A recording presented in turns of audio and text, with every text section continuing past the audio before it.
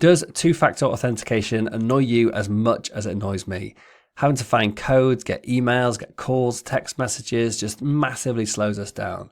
But today I want to share the real reason why this matters and why you should put up with the inconvenience to secure yourself, to sleep better at night, and just to make sure that your business security is nailed down. It's so easy, it's free, and hopefully by the end of this short podcast, you'll know why you need to do it and how to go and do it in some common apps that we all use. So the question is this: how do entrepreneurs like us who don't have an endless supply of cash, how do we leverage the best apps, virtual assistants, automation tools and systems to scale our businesses, increase our profits and have more time to do what we love to do each day? That is the question, and this podcast will give you the answer. My name's Dr. Steve Day and this is Systemize Your Success.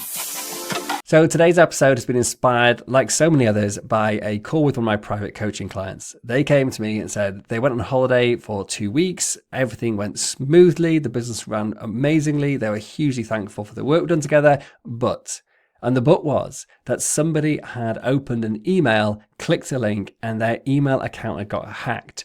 This led to certain problems in the business, which I won't go into the details, but it wasn't all pretty.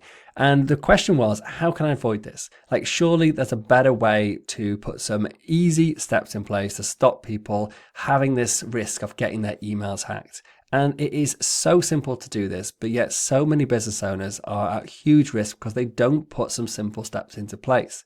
If you've never heard of two-factor authentication, then you probably aren't even using it, even if you don't know what it is. Two-factor authentication is when you try to log in with your email and password, for example, and then you're asked to supply a code or click a button on your phone or notification on your phone, or maybe you'll get an email that you have to then click. One of those methods of getting something sent to you by a different means to prove that you are who you say you are.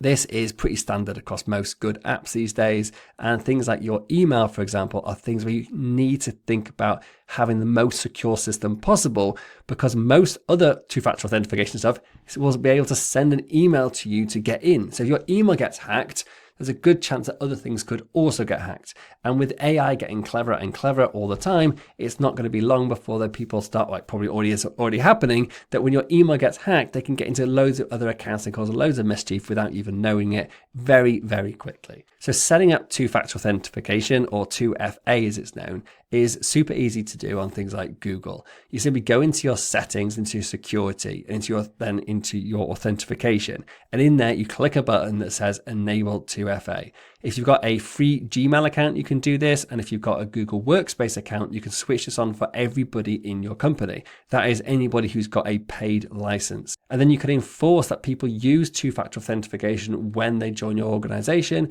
And you can do this retrospectively. So say if you've got 10 employees already and they've already got email set up, you can actually then force them the next time they log in to actually use 2FA to secure their account.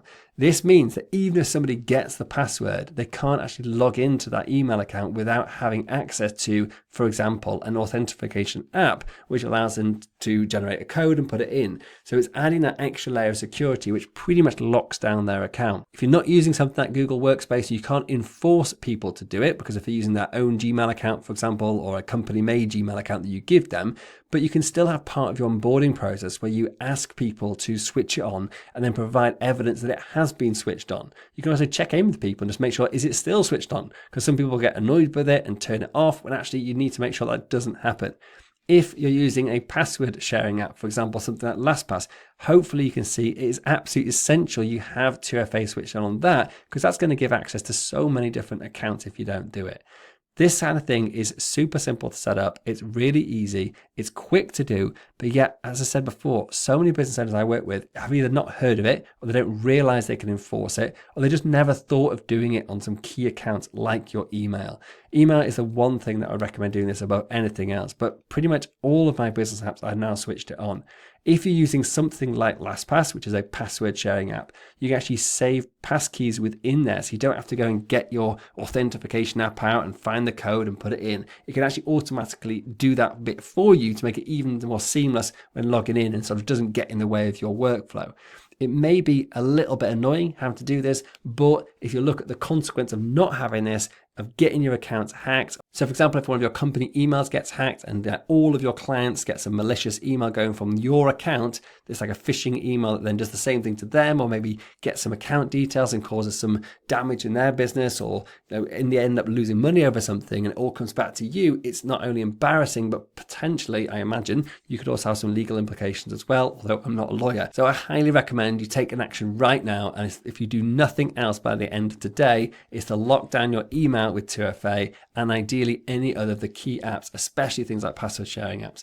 I actually use it for most of the things we log into within the business, where I've got a user set up. We have it for our CRM, for example, like all my banking apps have got 2FA, like anything of really anything importance, I've got it switched on now. And now I've started using this LastPass passkey thing. It means I actually have to get out my authentication app a lot less, which is making it a lot less annoying than it was. So that's it for today. The call to action is do a little sense check, a little audit about who in your company has access to sensitive information, and make sure that the apps that they are using are locked down with two-factor authentication, and do the same for yourself. And if you're not sure if you've got it switched on for all your email accounts and other important stuff, then do go and check, because on that call today with my client, I was a bit embarrassed when I actually showed him how to do it, and then realized in my personal Gmail account, it wasn't even switched on. So it gave me the opportunity to switch on, which is absolutely fantastic for me. I'm now more secure, but it made me realize, actually, even though this is something I've been thinking about for a long time, I think I've even recorded a podcast about it in the past, I actually had missed one of my key accounts. It's because I didn't used to use that Gmail account very much. It sort of sat in the background for a while, and I started using it more now because I've got a Workspace account. I can't access certain Google features on my home system, like my Nest and all that. So I've got to actually log in my personal. So I started using it more often, but I hadn't actually realized that I've not switched on. And now I've protected myself. So hopefully I'm far less likely to get done by phishing attacks and all the rest of it, because even if they did get my passwords or some logins, they wouldn't be able to actually get in because they haven't got the 2FA stuff. That's it. That's all I want to share today. I hope this has helped and made your life a little bit more secure, make you sleep a little bit better. And if you found this useful, please do remember to hit subscribe and share this with any other businesses you know, and actually anyone you know, because even if you're not a business owner and you use email or banking app or anything, then please make sure that those people also use 2FA to protect their business and stop all these horrible phishing things going off and actually causing mayhem in the world. That's it for today. Thank you so much for your time today and listening, and I hope to see you next time. Take care. Bye.